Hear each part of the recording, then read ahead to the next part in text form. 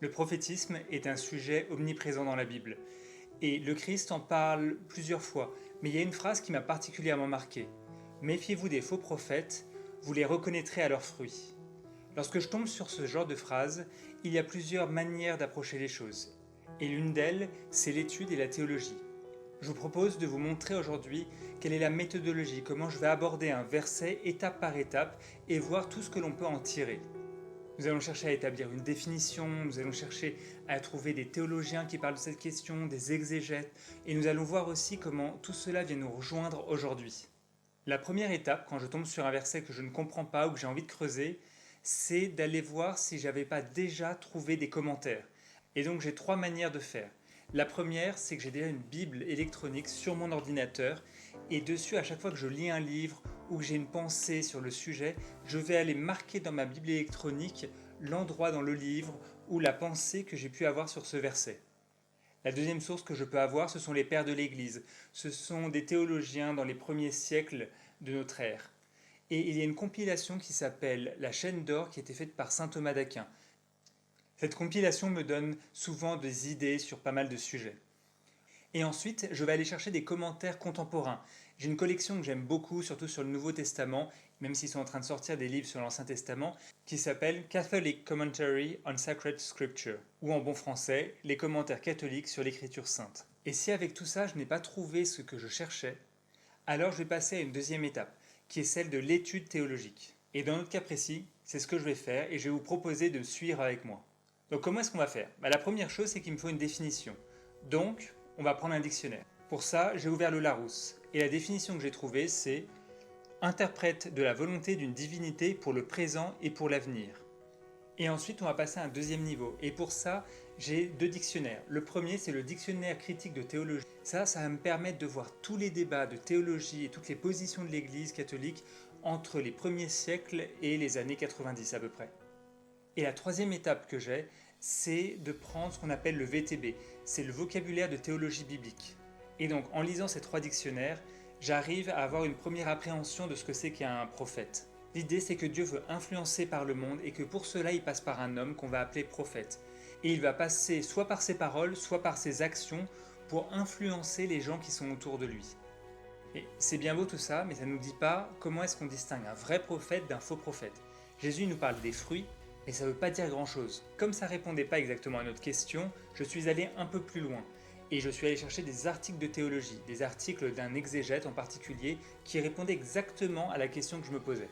Et je vous propose de suivre les principaux arguments, les principales idées qu'il a pu avoir dans cet article. Et on va voir tout ce que ça peut nous dire sur notre temps actuel. La première grande idée qu'on pourrait avoir pour distinguer un vrai prophète d'un faux prophète, ça serait l'argument d'autorité. Soit on va voir le prêtre, le pasteur, notre responsable d'aumônerie, ou alors même d'aller demander à l'Église ou à l'État ce qu'elle en pense. Mais est-ce que ça fonctionne véritablement? Et quand on regarde la Bible, en fait, ça ne fonctionne pas. Il arrive que les autorités politiques suivent effectivement ce qu'a dit le prophète, mais dans de nombreux cas, elles vont refuser ou même tuer le prophète. Donc on est obligé de laisser tomber l'idée d'un argument d'autorité qui nous permettrait de distinguer entre les deux. La deuxième idée qu'on pourrait avoir, vous savez, c'est le comportement du prophète. Ce prophète que l'on adore, celui qui vient voir le roi, qui vient voir les autorités religieuses et qui va leur dire leurs quatre vérités en face. Mais quand on regarde la Bible, est-ce que ça fonctionne vraiment? Plutôt, quand on regarde Jean-Baptiste, c'est exactement ce que l'on a comme prophète. Quand on regarde l'Ancien Testament avec Jérémie ou avec Michée, c'est aussi ce qui se passe. Ils n'ont pas peur des conséquences et ils vont dire les choses face. Mais quand on regarde la Bible, est-ce que ça fonctionne? Eh bien pas vraiment. On a des prophètes comme Nathan ou comme Isaïe qui sont des prophètes extrêmement importants dans l'Ancien Testament, qui sont des prophètes de cour, qui sont des prophètes qui sont écoutés par le roi et qui ne sont pas du tout dans une altercation frontale avec lui. Donc est-ce qu'on peut trouver un autre critère? L'idée qu'on pourrait avoir, c'est que Dieu les a envoyés. Ça, c'est un critère solide. Bien sûr, cela va nous demander de discerner si on croit ou non ce que nous dit le prophète, mais une fois qu'on a acté le fait que l'on le croyait, eh bien, à partir du moment où il a été envoyé, nous pouvons savoir que ce qu'il dit et ce qu'il fait est prophétique. Mais de nouveau, est-ce que ça fonctionne vraiment? Eh bien, dans l'Ancien Testament, on a effectivement des prophètes qui sont envoyés, qui ont été appelés par Dieu, et il y en a d'autres, c'est pas exactement ce qui se passe. Il y en a d'autres, ils vont regarder le monde, ils vont voir qu'il y a quelque chose qui ne va pas et ils vont aller le dénoncer. Et c'est que dans un deuxième temps que les Juifs, que l'ensemble du peuple d'Israël va regarder leurs actions, leurs paroles et va se dire ça, c'était prophétique. Donc même l'idée que la personne a été envoyée ou non, ça ne fonctionne pas. La quatrième idée qu'on pourrait avoir, c'est un critère à minima, c'est au moins pour retirer de manière évidente ceux qui sont des faux prophètes. Si le prophète a un message de paix, on pourrait le mettre de côté en se disant ça, c'est nécessairement un faux prophète. Dieu n'intervient pas dans le monde si c'est pour dire des choses positives. Mais est-ce que ça marche? Encore une fois, ça ne marche pas. On a effectivement des prophètes qui vont dire des choses négatives, mais il y a aussi plein de prophètes qui vont dire des choses positives, et il y a des prophètes qui vont mélanger les deux. C'est le cas de Jérémie par exemple, un des plus grands prophètes, qui mélange les paroles positives, d'espérance, et les paroles de critique extrêmement ardues contre le roi. Si ce critère ne marche pas, on peut essayer d'en trouver un autre qui serait celui de dire les actions et les paroles d'un prophète respectent au moins la parole de Dieu. Mais est-ce que c'est véritablement le cas? Eh bien pas vraiment. On a un prophète comme Isaïe qui n'hésite pas à pousser le roi à tenter Dieu, en désaccord le plus total avec ce que l'on trouve dans la Torah. Bon, si on ne trouve aucun critère qui pourrait véritablement nous aider ou éliminer même les faux prophètes les plus évidents, qu'est-ce qu'on pourrait trouver? Eh bien on peut peut-être revenir à la sagesse populaire, cette idée que les prophètes, ce sont des gens qui vont prédire le futur.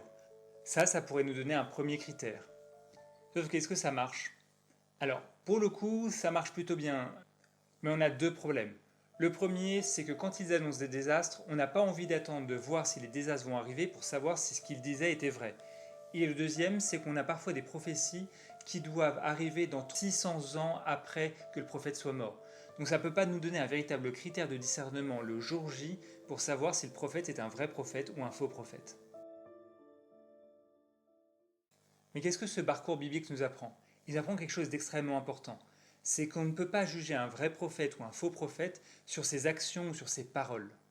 Vous pouvez avoir des prophètes dont les paroles et leurs actions sont en accord. Vous pouvez avoir des prophètes qui sont extrêmement revendicatifs et d'autres qui sont beaucoup plus futés, beaucoup plus conciliants avec le pouvoir. Vous avez des prophètes qui ont une vie sainte, exemplaire, et d'autres, c'est pas vraiment le cas.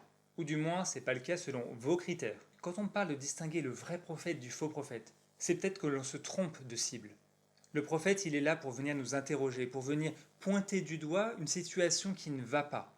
Et ensuite, c'est à nous de savoir si on veut se positionner pour changer de manière de penser, changer de manière d'agir, ou alors si au contraire, on va rester dans notre manière de faire et classer cette personne comme un faux prophète.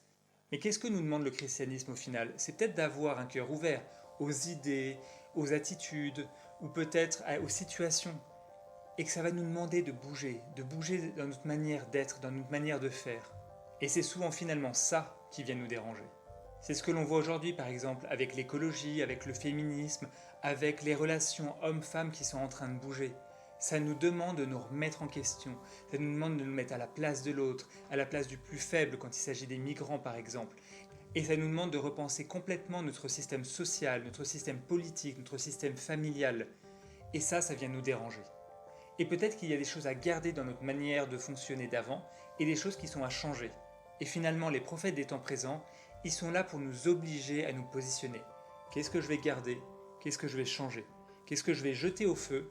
Et qu'est-ce que je vais laisser pousser? Bon voilà, c'est ma première vidéo YouTube, je sais que c'est pas génial, mais bon, on fait comme on peut pour la première. Si vous avez des idées de thèmes que vous auriez envie de faire, n'hésitez pas à les mettre en commentaire. Et n'hésitez pas à vous abonner pour m'encourager. Et enfin, si vous avez des critiques constructives pour la manière de faire les vidéos, n'hésitez pas aussi à l'écrire, ça m'aiderait énormément.